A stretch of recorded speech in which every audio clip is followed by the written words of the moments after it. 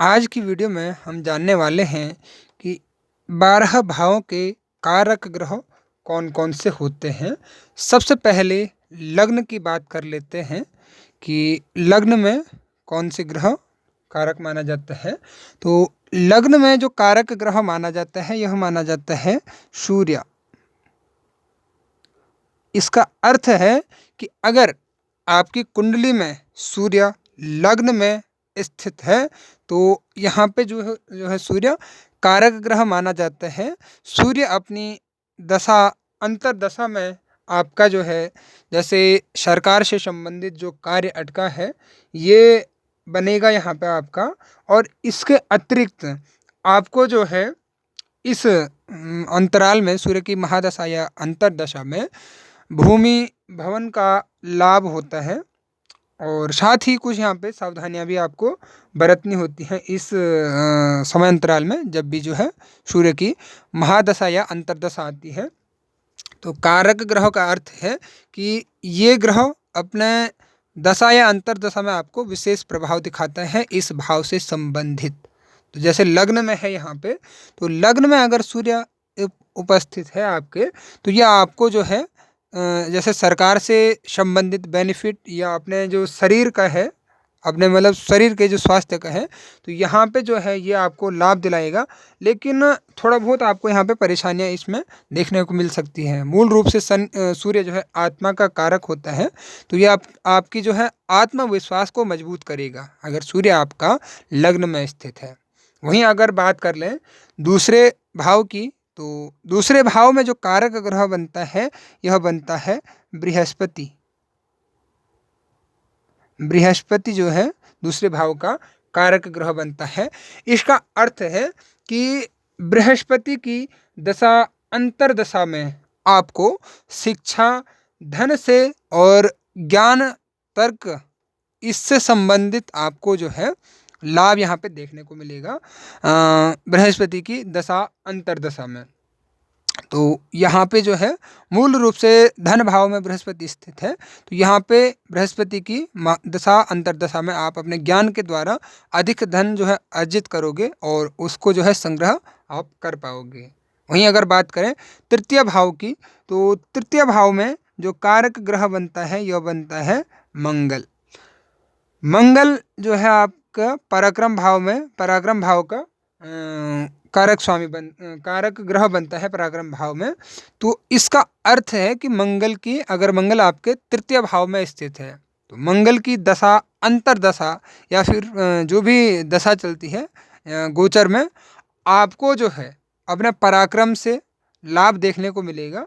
इसके अतिरिक्त मंगल में भी आपको भूमि का लाभ देखने को मिलता है। और इसके अतिरिक्त जो है कई और सारे आपको लाभ देखने को मिलेंगे यहाँ पे।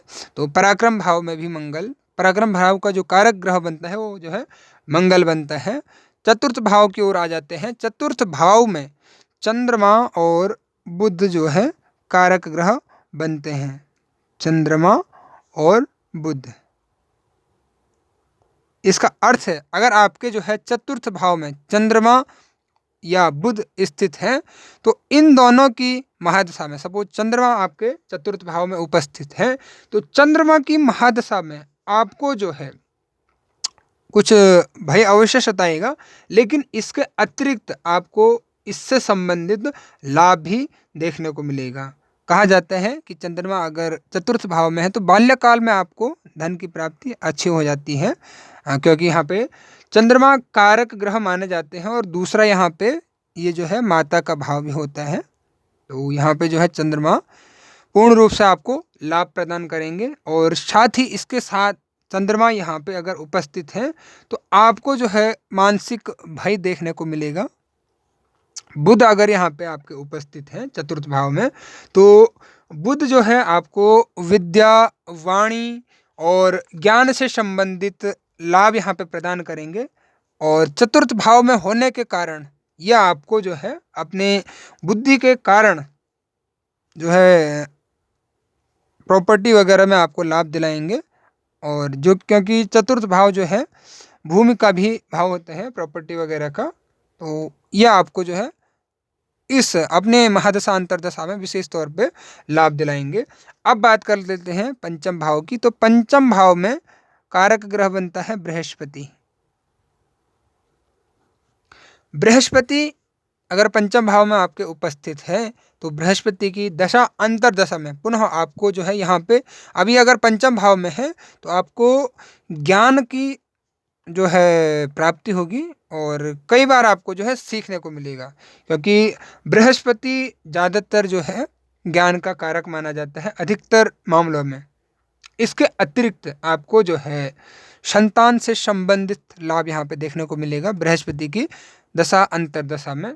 तो ये चीज़ आप यहाँ पे समझ सकते हैं, क्योंकि बृहस्पति जो है, गुरु जो है, ज्ञान के कारक हैं मूल रूप से, और साथ ही अगर पंचम भाव में है तो आपको संतान लाभ यहाँ पे देखने को मिलता है। वहीं अगर बात करें षष्ठम भाव की, तो षष्ठम भाव में कारक ग्रह बनते हैं शनि। ये तब है जब ये ग्रह आपके इन भाव में बैठे हैं। शनि और मंगल आपके षष्ठम भाव में कारक ग्रह बनते हैं। इसका अर्थ यहाँ पे ये हुआ कि शनि अगर आपके षष्ठम भाव में बैठे हैं तो आपको जो है मूल रूप से अपने शत्रुओं का दमन करने का आपको मौका मिलेगा, क्योंकि यहाँ पे शनि आपका शत्रुनाशी योग बनाता है। शत्रुओं का दमन होगा आपका यहाँ पे, और साथ ही आपको जो है सरकारी कार्यों में जो है केवल आपको एक चीज़ का ध्यान रखना पड़ेगा कि आलस्य का आपको त्याग करना पड़ेगा। तो ये आपको जो है आगे लाभ प्रदान करेंगे आपके स्वास्थ्य में, क्योंकि यहाँ पे कहा भी गया है कि शनि तो वैसे भी षष्ठम भाव में कारक बनते हैं, और आगे जो है इसके बारे में मैं विस्तार से बताऊंगा। जो और भाव बनते हैं और जो तथ्य बनते हैं उनके बारे में। अगर मंगल आपके षष्ठम भाव में उपस्थित है तो मंगल का जो है आपको विशेष लाभ देखने को मिलेगा अपने स्वास्थ्य पर। स्वास्थ्य में आपको जो है लाभ यहाँ पे देखने को मिलेगा मंगल की दशा अंतरदशा में। केवल यहाँ पे एक शर्त यहाँ पे है कि मंगल जो है पीड़ित अवस्था में नहीं होना चाहिए। वैसे तो मंगल स्वयं में जो है बली होता है, बलशाली होता है, लेकिन फिर भी आपको जो है यहाँ पे सतर्कता बरतनी चाहिए, और मंगल जो है आपको स्वास्थ्य लाभ अवश्य देगा अपने दशा अंतरदशा में।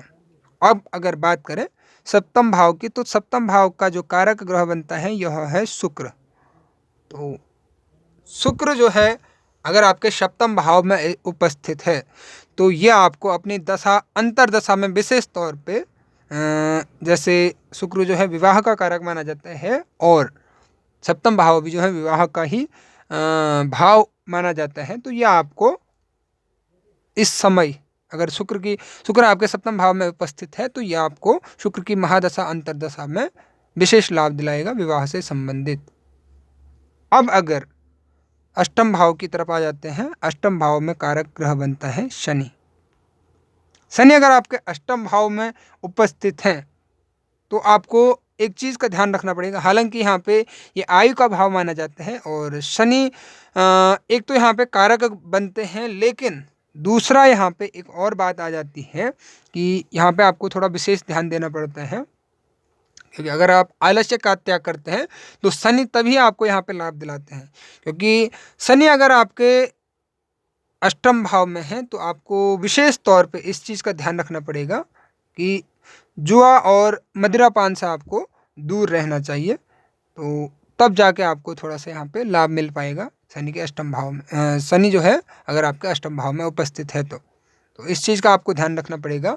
नवम भाव की बात कर लेते हैं। नवम भाव में कारक ग्रह बनते हैं सूर्य और बृहस्पति।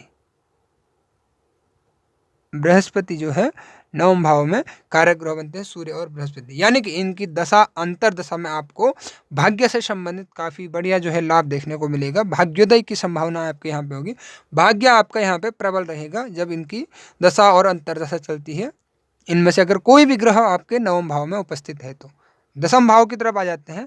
दसम भाव में यहाँ पे सूर्य एक तो आपका कारक ग्रह बनता है, बुध जो है आपका कारक ग्रह यहाँ पे बनता है, और शनि आपका यहाँ पे कारक ग्रह बनता है। इसके अतिरिक्त जो है बृहस्पति आपका यहाँ पे कारक ग्रह बनता है। तो ये चारों यहाँ पे कारक ग्रह बनते हैं, यानी कि इनकी दशा अंतरदशा में आपको अपने कर्म के द्वारा काफ़ी बढ़िया जो है लाभ देखने को यहाँ पे मिलेगा, क्योंकि यह अपनी दशा और अंतर्दशा में इस प्रकार का आपका विशेष कार्य कराएंगे कि कर्म से संबंधित जो आपको लाभ मिल सके उससे। अब अगर एकादश भाव की बात करें तो एकादश भाव में बृहस्पति गुरु जो है